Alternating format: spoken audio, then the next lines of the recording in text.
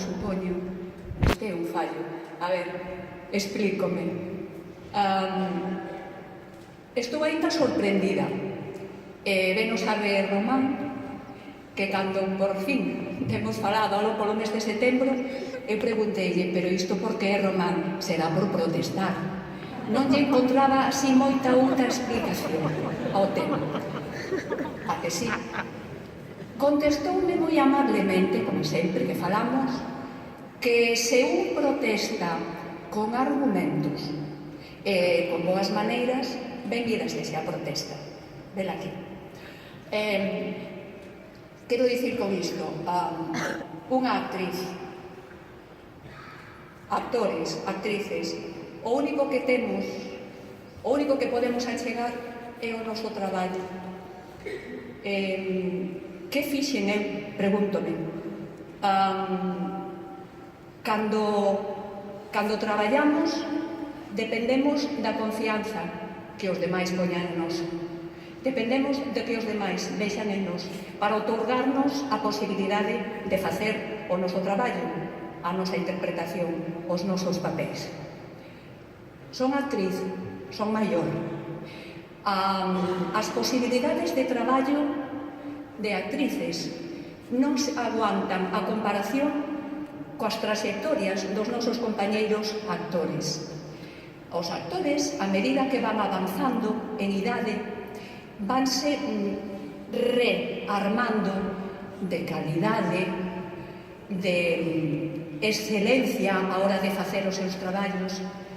Nós tamén, nós actrices, mais a resposta que recibimos en forma de ofertas de traballo non aguanta unha comparación. A desigualdade existe e está incluso cuantificada no noso oficio.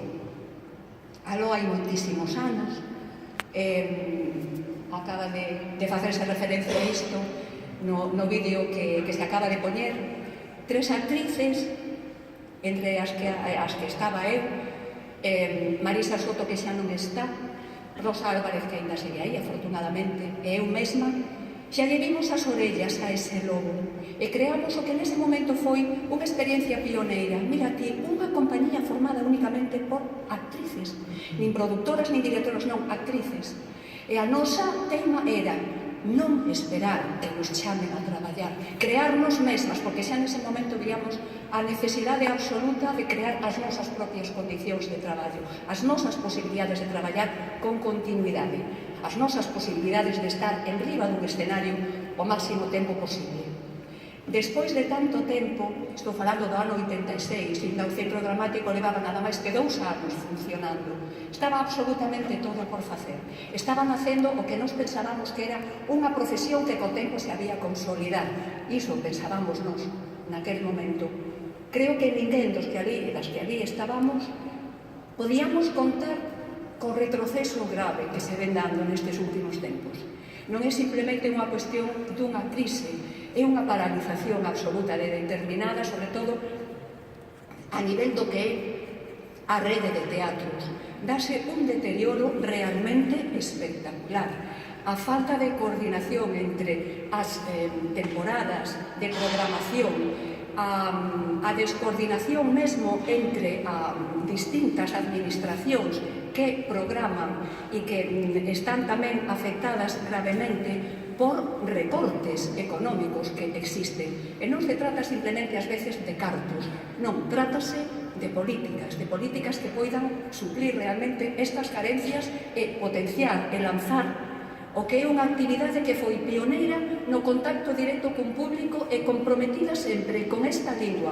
Fomos dos primeiros que nos comprometimos a facer teatro exclusivamente en galego.